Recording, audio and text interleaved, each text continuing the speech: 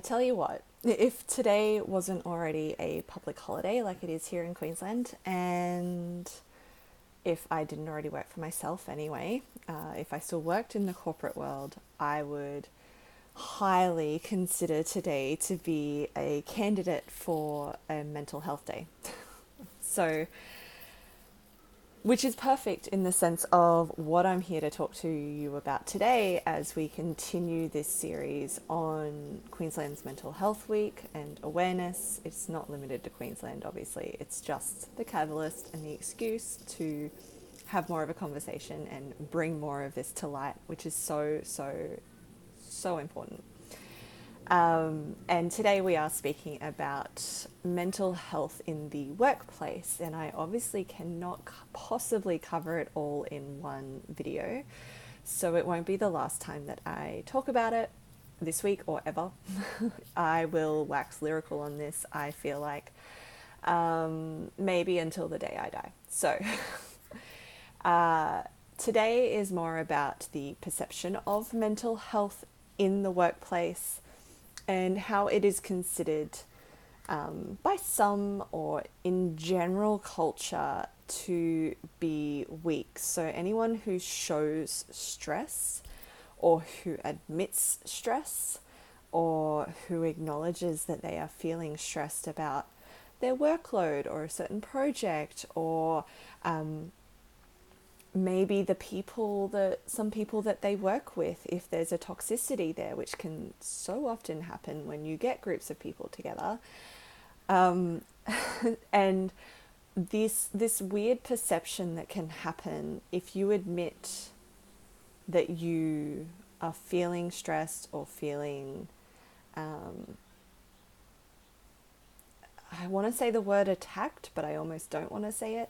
If you're feeling like your health, your mental health is impacted in any way because of the environment that you're in at work, there's this perception that can come in of you being weak, seen as weak, or as not being able to handle your workload or your job, and that can work against you in some ways.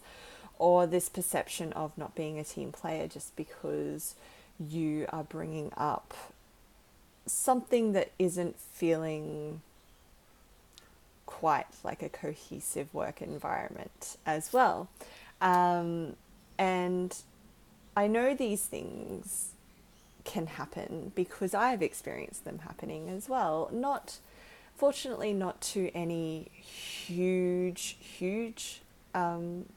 toxic degree. I have been very fortunate to have key people when I was working in corporate and in the corporate world who were supportive, and having a very good working relationship with my direct manager, my boss, makes a huge difference there, where I was able to express in a grounded way, in a generally level way, what was going on and what that experience was. But I know also that when I have brought up, in those same environments, when I have brought up feeling stressed or feeling like the culture and the toxicity in the environment of staff that were there was not feeling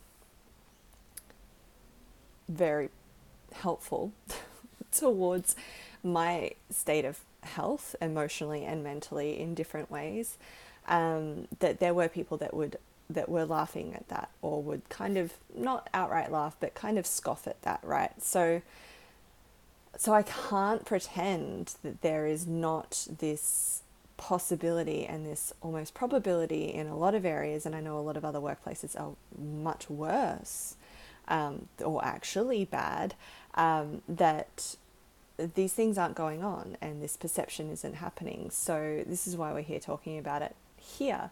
The danger in being a company, and by being a company, I mean being particularly managers in a company who get to that managerial, that executive level, and then kind of decide that whatever is underneath, unless it's like about making money, doesn't concern them. that's a big, it's a big danger. And the danger in that is by not acknowledging mental health as a real factor in the workplace and as a fair and genuine thing to consider, but also to support insofar as well-being for staff and for not just employees, but everyone from the executive and ownership and leadership level all the way through. By not acknowledging that, you really risk stunting your business and stunting the way your business runs and how it thrives, but also how it feels, even for you if you're in that executive level. If you're not, same. Like, if you don't acknowledge that even at any kind of middle management or staff level, you stunt your experience of something that we spend so much of our time in our entire lifetimes, from our week to our entire lifetime at. So we spend a lot of time at work, but by not acknowledging the importance of mental health and taking care of mental well-being and emotional well-being as well, I feel like they're different, but they play a role. You miss the benefits of a happier and healthier culture. And when there is a culture that is healthy and robust, that can have those robust conversations without it being victimizing to anyone, without it being excluding for anyone, and without it being any of those negative things, but still a robust, without it being negatively targeting anyone, without it being toxic, it can still be robust and healthy and an enjoyable place. So when there is a robust, healthy, happy culture in a company, it shows, and it shows even without having to be said to the consumer of the service or product or whatever it is that you provide as a business. It shows to your stakeholders. It presents to the public in a different way that you cannot plan and you cannot make up unless it exists within. So that's super freaking important.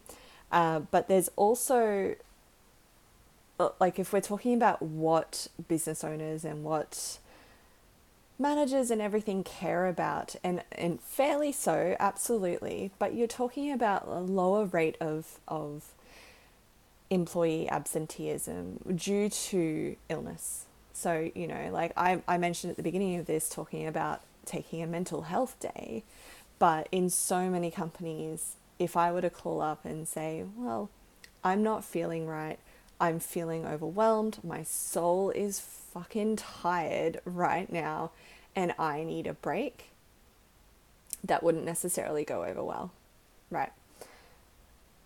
But if we have the flu, or if we have a stomach bug, or if there's something physical, an illness, that is more accepted. And I totally get it, but at the same time, employee absenteeism is so much pushed up. I don't even know that structuring of the sentence just there, but it's so pushed up and increased when there is a negative workplace culture. There is a physiological impact that happens in our bodies when we are under stress. Our bodies aren't able to function on an immune level as well as they can when we are feeling safe. So when we're in stress, we are in our fight or flight mode. So our bodies are focusing only on surviving the tiger running at us, except there's no tiger running at us in this environment. It's just got that feeling because it's so under stress. So when our bodies are under that kind of stress, it is really, it's going to say impossible, but it's really challenging for your body to then be able to take care of things like, your immune system, and then to fight that virus that maybe is there, but you're doing okay with that, to rest properly in a way that the cells can recover, and all of that plays a role. So when there is stress in the body, there is less physical health and there's less capacity for physical health. So by not acknowledging mental health, and stress is a mental health aspect as well as an emotional and physical health, but it starts as a mental health aspect. You are missing the benefits of, by not supporting that kind of environment, you're missing the benefits of lower employee absenteeism in the workplace and also reduced turnover. Aside from the fact that hiring new staff and having changes in staff costs a lot of money. And I'm talking on a very practical level here today because I feel like this first conversation really needs to address that, because that is some of the biggest arguments that I get insofar as maybe arguments or just rebuttals insofar as why they can't focus on employee well-being as much, is because it doesn't make a difference to the bottom line. But the truth is it makes almost the most difference to the bottom line. So when you have a reduced turnover, you don't have the costs of having to hire new staff, but you also have, again, more of a robust and healthy culture, because people aren't feeling that destabilizing effect of what happens when people are leaving and coming. Like, people are leaving and new people are coming in all the time. There's this sort of destabilization that can happen, which then, guessed it, increases stress levels. So this went on for way longer than I expected for this first conversation around mental health in the workplace. But again, I feel like it was important to really dive in and address these aspects before we could continue, because otherwise, where's the why? Where's the why there? Why listen? Why consider this? Why think about this? So as best you can, and if you need assistance with this, please reach out, because I'd be happy to have a conversation around this. As best you can, consider the perception that you or your company, if you have a company or if you're working in a company, doesn't matter what level you are there, but as best you can, consider the perception of mental health in that workplace and whether it's considered weak or normal or, as a part of our human experience, because it simply is. And then look at what could be missing, what is already being done well, because that's important to celebrate too. And then what can be done next. So once we bring awareness to it, the next best thing we can do is going, okay, I have awareness of this. What can we do about it right now? So thank you for joining me for today's video. If you've lasted this long, thank you so much for watching this long.